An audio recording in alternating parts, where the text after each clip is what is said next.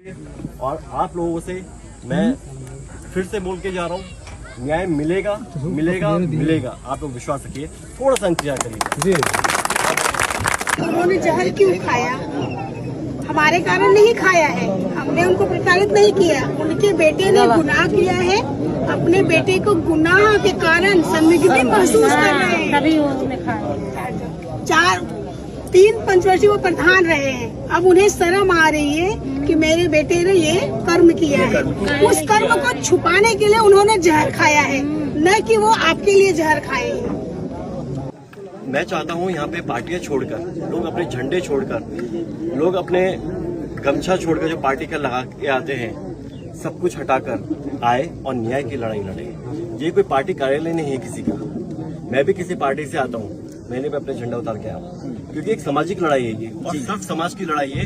एक बच्ची को न्याय दिलाने की लड़ाई है। बिल्कुल किसी निर्दोष को ना फंसाया जाए। जो निर्दोष है हम उसको फंसाने नहीं आए हैं। मैं स्पष्ट कहना चाहता हूँ, हम नहीं चाहते कोई भी निर्दोष इसमें फंसे, लेकिन जो दोषी है, जिसने ये दुष्कर्म किया है, उसको किसी भी हालत में बख्शा ना जाए, छोड़ा ना जाए, चाहे हमें किसी भी हद तक जाना पड़ेगा, हम लोग आगे जाएं।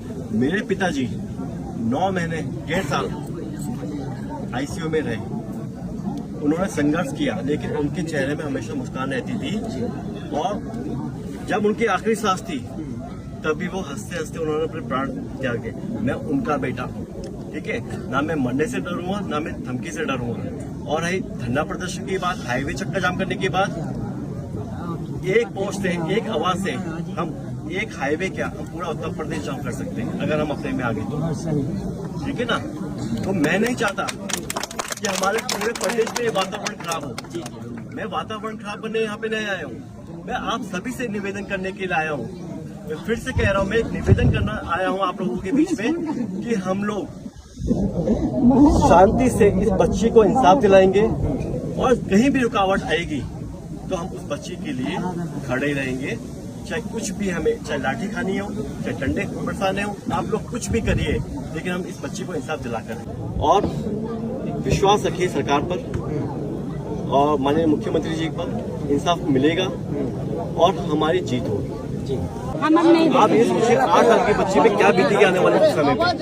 हम लोग ये भी तो सोचे, हम लोग आते हैं उससे पूछते हैं, अरे एक बार दे दिया, 2 बार दे दिया, 3 बार दे दिया, क्या चाहते हो आप लोग उसके साथ? सब लोग मोबाइल टीवी में सब लोग सुने हैं, सब सुन लिए, मैंने भी सुना है। बार क्या पूछूंगा मैं उससे? वही बात है। आप बच्ची का मानसिक संतुलन सोचिए, क्या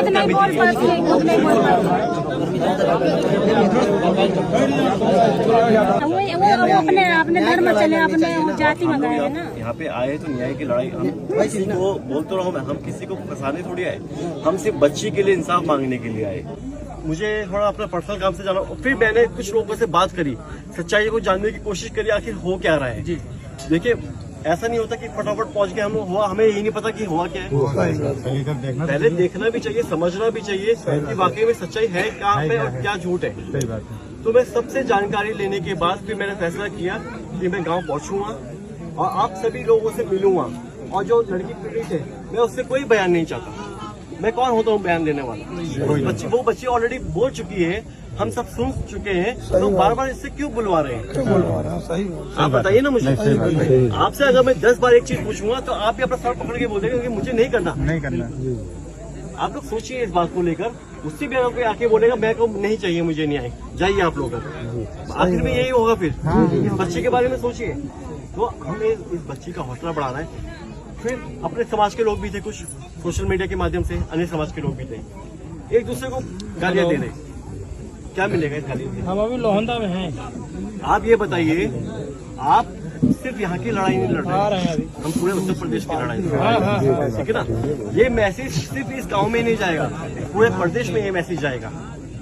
तो ना तो ये जाति की लड़ाई है, सबसे पहली बात, ना हमें किसी जाति से कोई दिक्कत है, ना कोई हमें उनसे कोई प्रॉब्लम है, ना हम चाहते हैं किसी जाति पे हम लोग कोई वार करें। अनेकों जाति यहाँ पे मदद भी करने आई है। तो बस हम लोगों का यही निवेदन है कि भैया जातियों की लड़ाई नहीं लड़ने आए हम लोग। मैं आपसे बस स्पष्ट यही कहना चाहता हूँ फिर से कि यहाँ पे कोई जाति की लड़ाई नहीं है। लड़ाई सिर्फ इस बच्ची की है, 8 साल की बच्ची की है।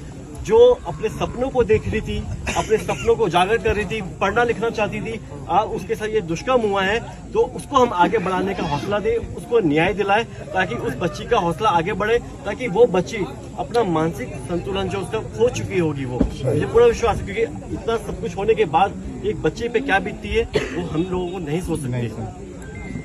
कल किसी ने नहीं देखा है, हम आज की लड़ाई लड़ेंगे और इस बच्चे को इंसाफ दिलवाएंगे। और जो तमाम बातें हुई, हाईवे जाम कर देंगे, हम चक्का जाम लगा देंगे। चक्का जाम लगाना सभी को आता है,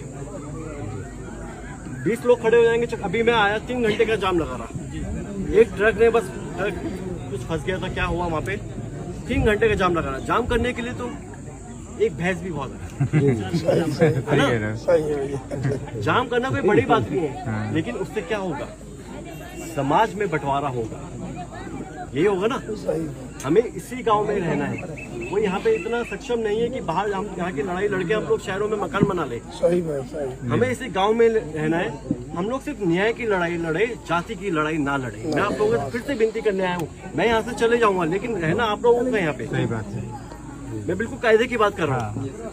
सब आप लोगों को रहना है यहाँ पे, शिक्षा भी करनी है, खेती भी करनी है, आपको रहना भी है, आपको गुजारा भी करना है। तो बस हमारी उस व्यक्ति से लड़ाई है जिसने उस बच्चे के साथ दुष्कर्म किया। किसी समाज से मेरी लड़ाई नहीं है, उस व्यक्ति से लड़ाई है जिस बच्ची के